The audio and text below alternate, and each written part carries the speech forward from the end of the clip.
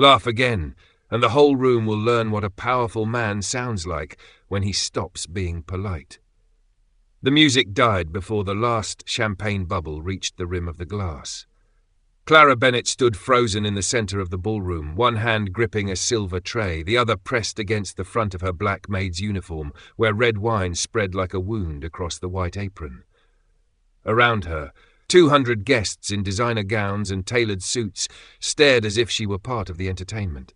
Only seconds earlier, a model-thin heiress named Vanessa Cole had stepped backward on purpose, bumped Clara's tray, and sent a glass of Cabernet splashing over her own ivory dress.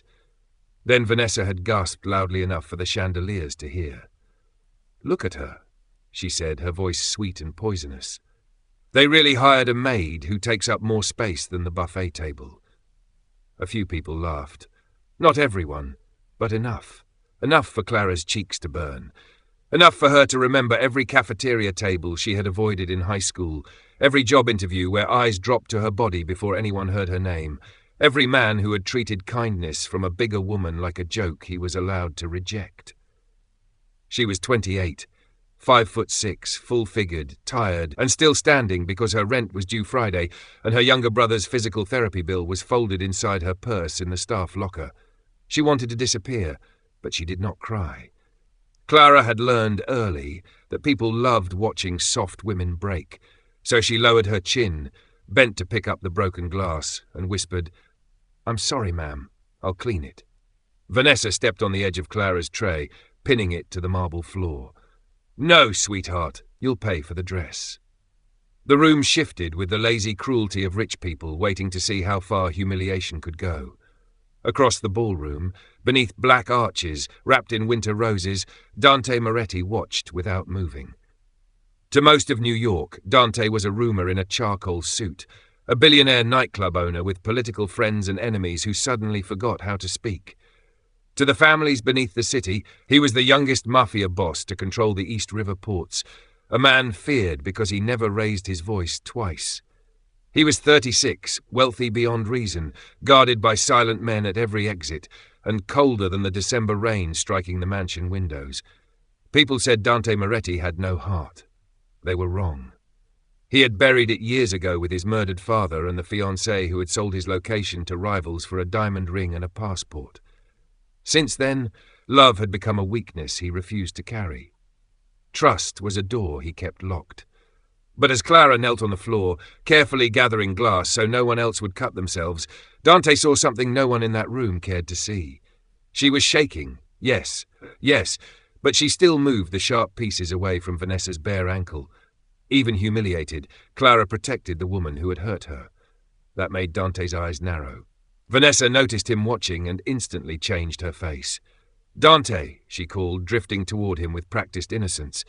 "Your staff is careless. This one ruined my dress and nearly injured me."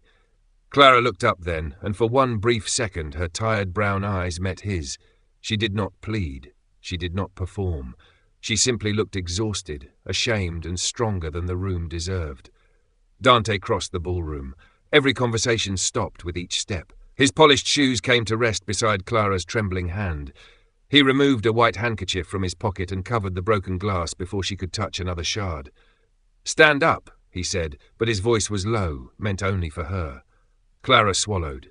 "Sir, I can clean it." "I didn't ask what you could survive," Dante said. "I asked you to stand." Something in his tone made her obey. When she rose, the top of her head barely reached his shoulder, and the wine on her apron seemed brighter under the chandelier light. Vanessa gave a brittle laugh. "You're defending the maid?" Dante turned toward her. "I'm correcting a mistake." Vanessa smiled, thinking he meant Clara. Then Dante reached for Clara's hand, lifted it gently where the room could see the small cut shining across her palm. "The mistake was allowing anyone in my house to forget her name." A stunned silence fell. Clara's breath caught. Dante looked at every guest, every camera phone, every hungry face waiting for scandal.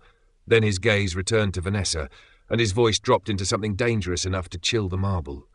"Apologize to Clara Bennett." Vanessa went pale. "You know her name?" Dante's thumb rested protectively near Clara's pulse, steady but not possessive. For the first time all night, Clara felt the room look at her as a person instead of a punchline. Then Dante said the words that made the entire ballroom stop breathing. "Of course, I know my wife's name." For 3 seconds, no one moved, not even the violinist with his bow suspended above the strings, because Dante Moretti had not spoken like a man making a joke. He had spoken like a king correcting history. Clara Bennett felt the blood leave her face. Wife. The word struck harder than the wine, harder than Vanessa's insult, harder than every laugh that had followed her across the ballroom. She tried to pull her hand back, but Dante held it gently, just enough to stop her from retreating into shame. "Sir," she whispered, barely moving her lips, "you don't have to do this." Dante did not look away from Vanessa. "I never do anything I don't intend to finish."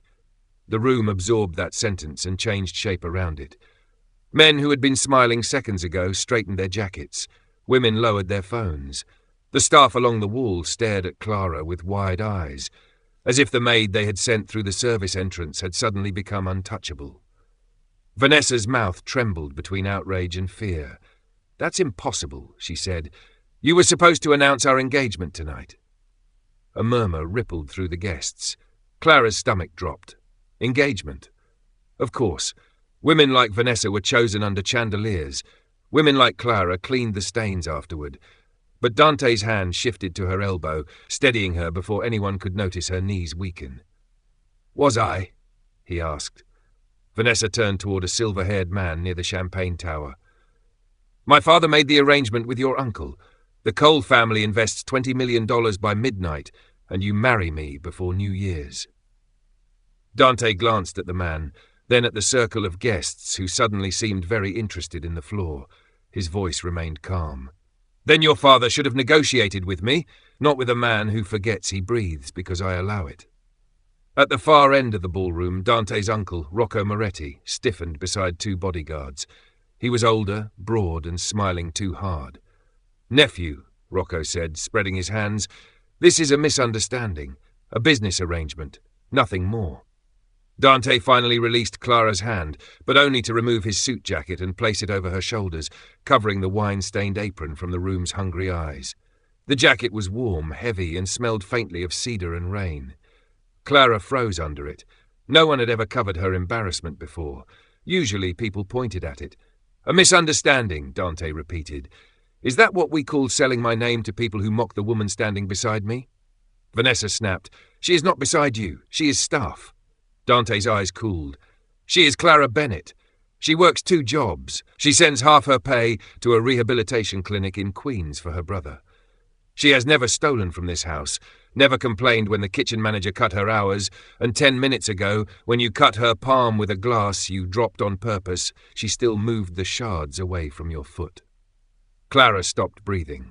He knew about Jamie. He knew about her hours. He knew things she had told no one at this party. Fear rushed in where gratitude had been. "Why do you know that?" she whispered. Dante heard her, and for the first time since crossing the ballroom, his expression changed. Not soft exactly, but careful. "Because someone has been stealing from my estate and blaming the quietest employee," he said. "I had every staff file checked this morning. Yours was the only one that made no sense." The kitchen manager, Mr. Belle, turned grey near the service doors. Dante did not raise his voice. He did not have to. "Mr. Belle," he said, "return every dollar you took from her wages before sunrise, then leave my city before dinner." Belle stammered. "Mr. Moretti, I can explain." Dante looked at one of his men. "No, he can write a confession."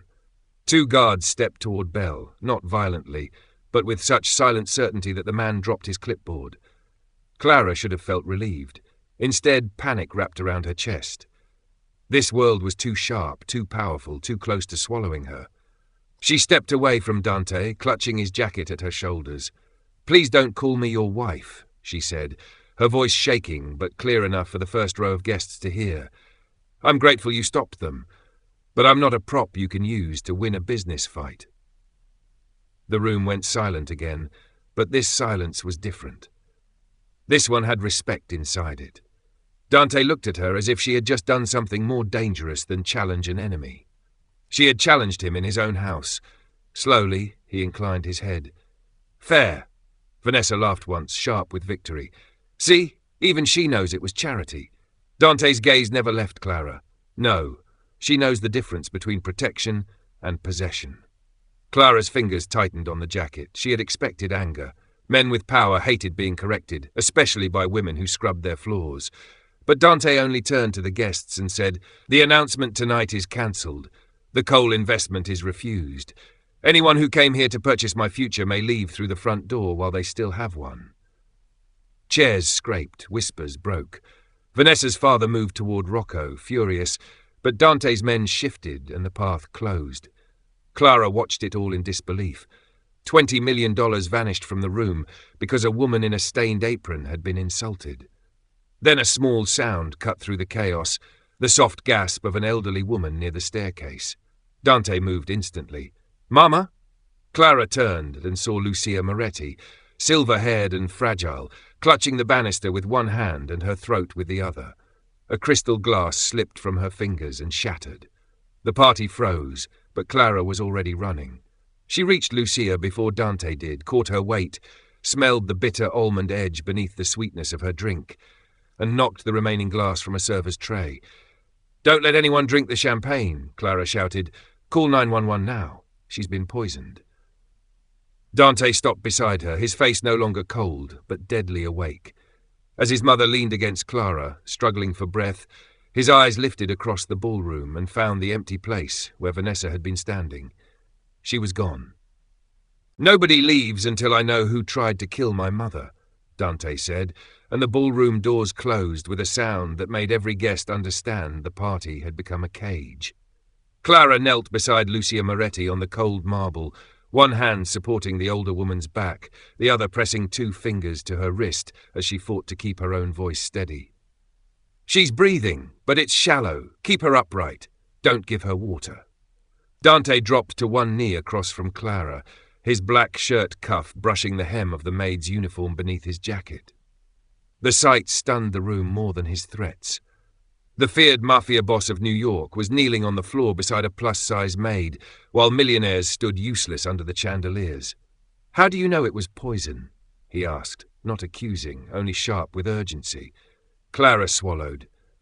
"My brother Jamie had a medication reaction last year. The smell on the glass is similar.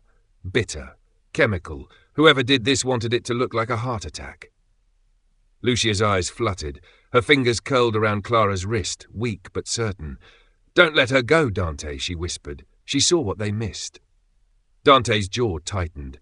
Before he could answer, sirens wailed beyond the mansion gates. His men moved fast, clearing a path as the private medical team rushed in with oxygen and a stretcher. Clara tried to step back, but Lucia would not release her. "Come with me," the older woman breathed. Clara looked at Dante, frightened by the request and by the sudden weight of every stare. "I'm just staff." Dante's voice softened in a way only she could hear. "Not tonight." As Lucia was taken toward the East Wing medical suite, Dante walked beside Clara, shielding her from the crowd with his body. Behind them, whispers sharpened into rumors. Wife, poison, maid, Vanessa missing. Rocco's face darkened at the base of the staircase. "Dante, you can't seriously trust this girl. For all we know, she staged this." Clara stopped as if slapped. The accusation hit exactly where Vanessa's insult had landed, only deeper. Poor women were always either invisible or guilty. Dante turned slowly. "Choose your next words carefully, Uncle." Rocco lifted his chin. She knew it was poison before anyone else. She had access to the trays. She humiliated Vanessa, ruined the coal agreement, and now your mother is fighting for breath. That is not coincidence. Several guests nodded, hungry for a simpler villain. Clara's chest tightened. She could feel the old panic rising, the kind born from being blamed because blaming her was easy. "Search my locker," she said, forcing the words out. "Search my purse. I have nothing to hide." Rocco smiled like he had been waiting for that. Excellent idea. Dante's eyes flicked to him, and something cold passed between them. 10 minutes later, Clara stood in the staff corridor beneath harsh fluorescent lights, while 2 of Dante's security men opened her locker. The hallway smelled of bleach, wet coats and fear. Clara still wore Dante's jacket, but now it felt less like protection and more like evidence people wanted to twist against her. The first guard lifted her purse. Out came a folded bus schedule, Jamie's therapy bill, a cracked phone charger, lip balm, and then a small brown vial wrapped in a napkin. Clara stared at it, the world narrowing. That's not mine. Rocco exhaled dramatically behind her. How tragic. Dante did not move. His face revealed nothing, and that frightened Clara more than anger would have. She looked at him, her voice breaking despite her effort to hold it together. I swear on my brother's life, I have never seen that before. Rocco stepped closer. A desperate maid with unpaid bills, a convenient illness. Maybe someone paid her. Maybe she wanted attention from a powerful man. Clara's shame turned hot. I wanted to finish my shift and go home.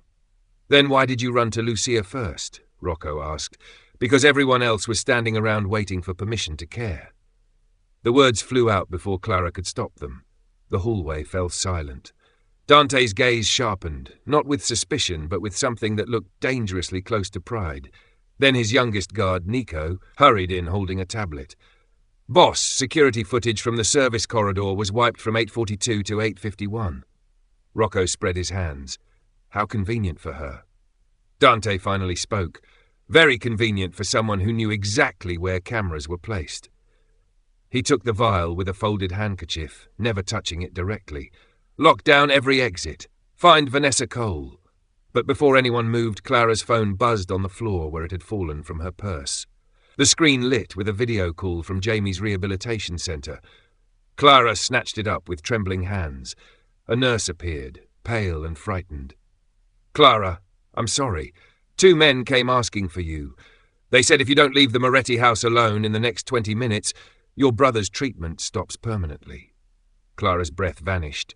Dante stepped closer, his shadow covering the phone. From the other end of the call, a man's voice whispered off camera, "Tell the big girl the boss can't protect everyone." The call cut.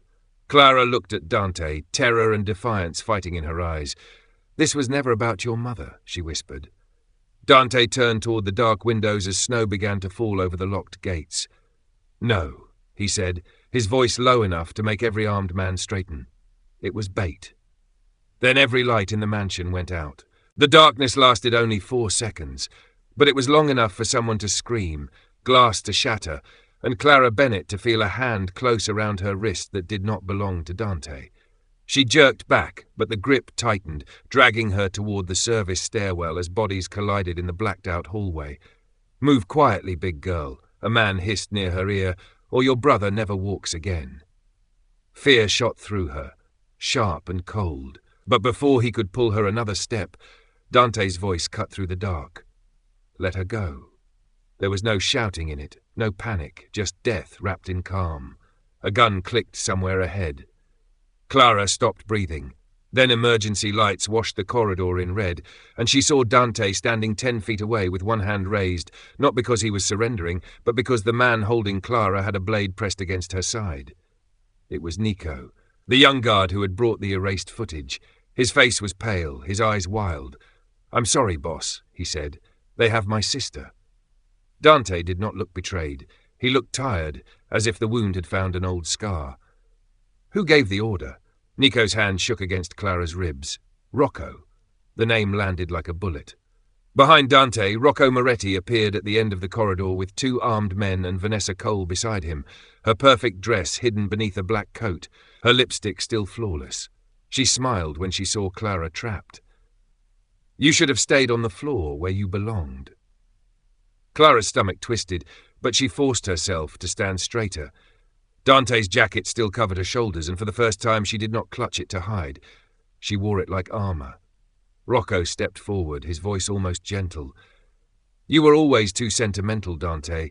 Your mother, your dead father, now this maid. The city needs a boss who understands sacrifice." Dante's eyes moved to Vanessa. "You poisoned Lucia." Vanessa laughed softly. "Not enough to kill her, just enough to make you emotional, reckless, and easy to frame. The vial in Clara's purse was supposed to finish the story." Rocco lifted his phone. On the screen was Jamie Bennett in his rehab bed, eyes closed, a machine blinking beside him. Clara made a broken sound and lunged, but Nico tightened the blade. Dante's jaw flexed. "Touch her brother, and I erase every name that ever protected you." Rocco smiled. "You won't, because at midnight the coal money transfers to my account. The council declares you unstable, and your little wife becomes the desperate maid who poisoned your mother for attention." Clara felt the hallway tilt. Wife. Again that word, now twisted into a weapon. But then her eyes caught something behind Vanessa, a brass wall mirror near the laundry room, angled toward the service corridor. Not a camera, a mirror.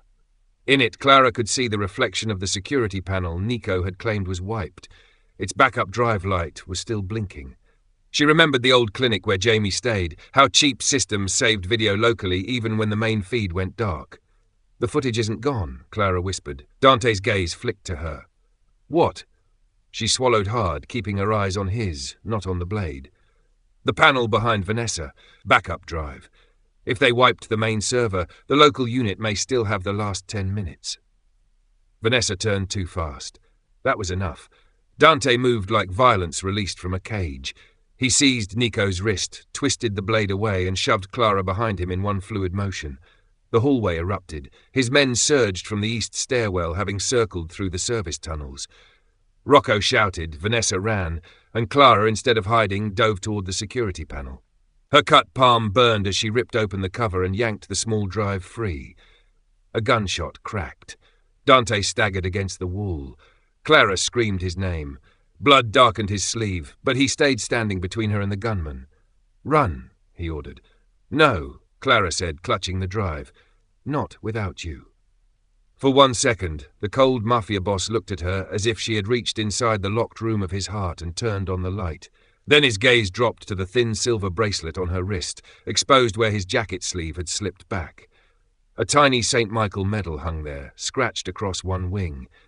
Dante went completely still. "Where did you get that?" Clara blinked through tears. "A man gave it to me 5 years ago. He was bleeding in an alley near 59th Street. I called 911, kept pressure on the wound, and he told me to take it before he passed out." Dante's face changed. The danger remained, but beneath it something shattered open. "That was me," he whispered.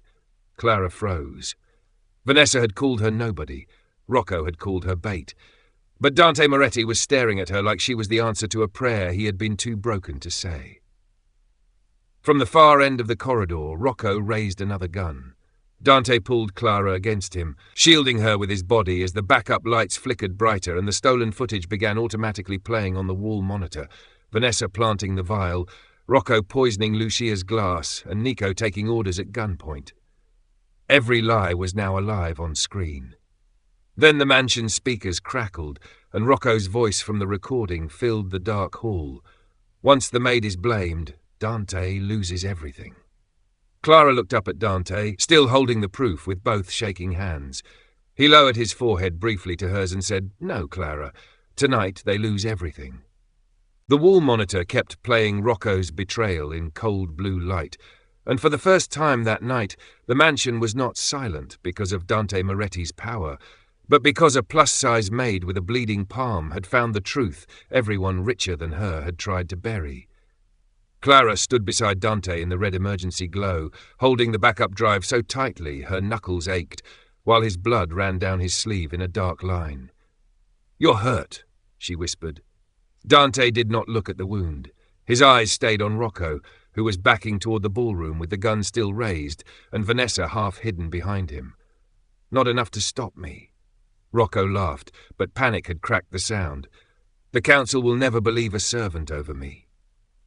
Clara stepped out from behind Dante before he could stop her. The movement made the entire corridor tense. She was shaking, terrified for Jamie, terrified for Lucia, terrified of the gun in Rocco's hand, but she was done letting fear decide how small she had to stand. "Then they can believe your own voice," she said, lifting the drive. "They can believe the camera. They can believe the timestamp. And they can believe the rehab center call where your men threatened my brother." Vanessa's face twisted. "No one cares about your brother." Dante moved then, slow despite the pain, placing himself at Clara's side instead of in front of her. It was a choice she felt more than saw. He was not hiding her. He was standing with her. From the ballroom came the heavy sound of double doors opening, and the Moretti council entered through the east hall. 5 older men in black coats, summoned by Rocco for Dante's downfall and arriving just in time to witness his own.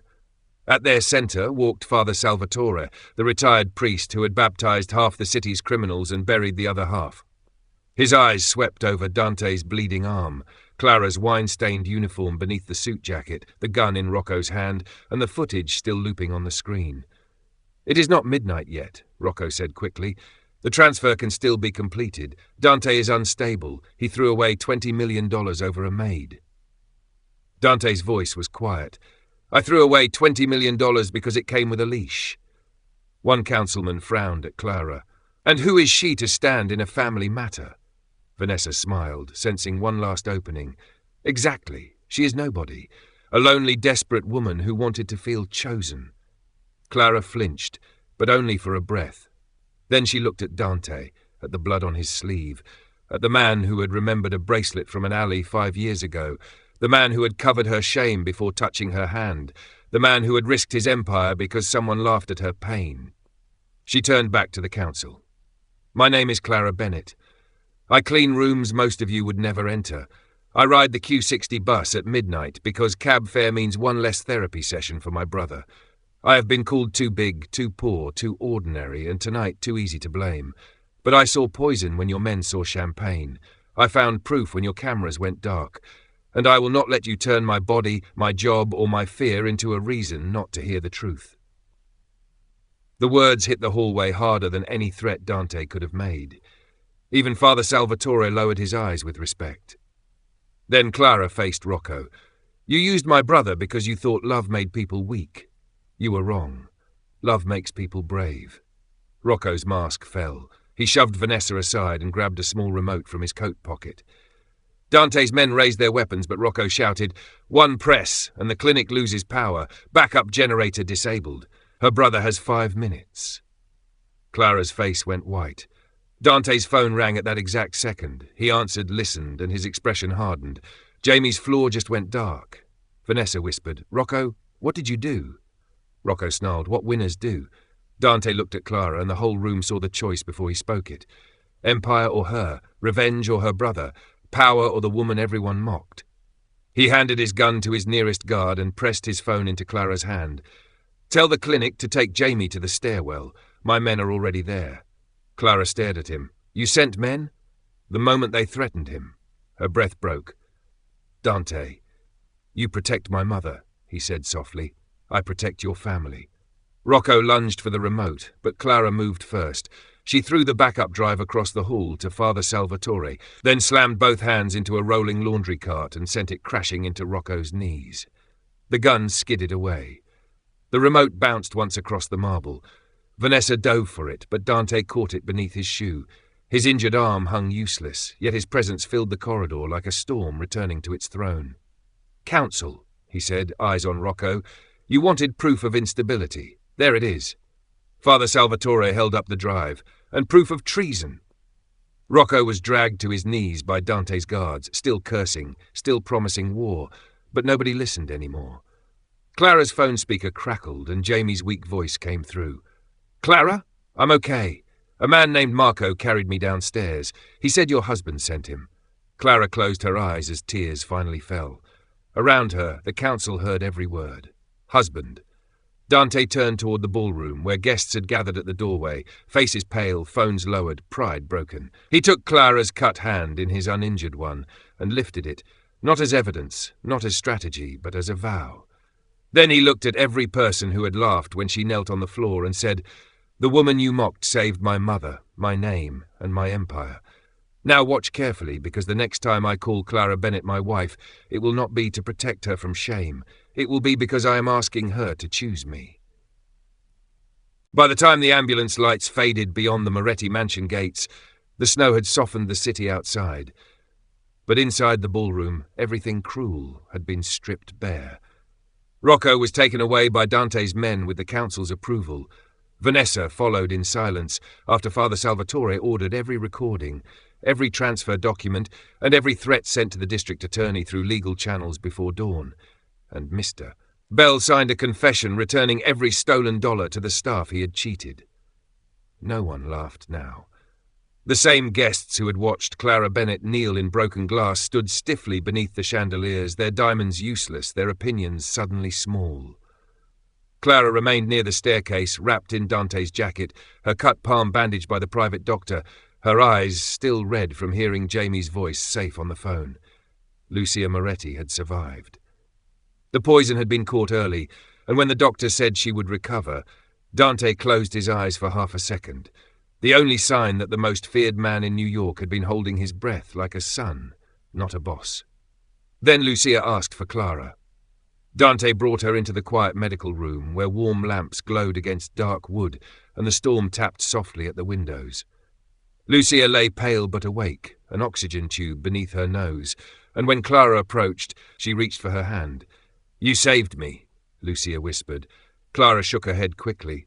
"I only noticed what was wrong." Lucia smiled weakly. "That is what saving means, child, seeing what everyone else refuses to see."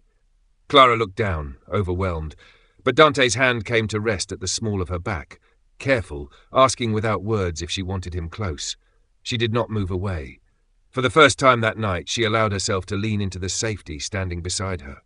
After the doctor insisted Lucia rest, Dante led Clara back to the empty ballroom. The music was gone.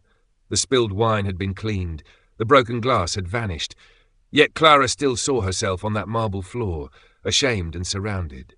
Dante seemed to understand because he stopped at the exact spot where it had happened, then slowly knelt before her. Clara's breath caught. "Please don't," she whispered. "People will see." Dante looked up at her, his dark eyes no longer cold, only steady. "Let them." Around the edges of the room, staff members watched quietly, and a few remaining councilmen lowered their heads. Dante took Clara's bandaged hand in both of his. "Tonight I called you my wife to protect you from people who thought humiliation was entertainment," he said. "That was wrong because I did not ask what you wanted. So now I am asking, Clara Bennett, not as your boss, not as a man with guards at every door, but as the man you saved once in an alley and again in his own home. Will you allow me to know you beyond tonight?" Clara's tears returned, but this time they did not come from shame. "I'm not a fairy tale woman, Dante. I have bills. I have scars. I have bad days. I have a brother who needs me. I don't always feel beautiful." Dante stood, close enough that she could see the exhaustion beneath his power. "Then let me be clear. I do not want a fairy tale woman. I want the woman who ran toward my mother when everyone else froze. The woman who stood up to my uncle with a blade at her side. The woman who reminded me love is not weakness.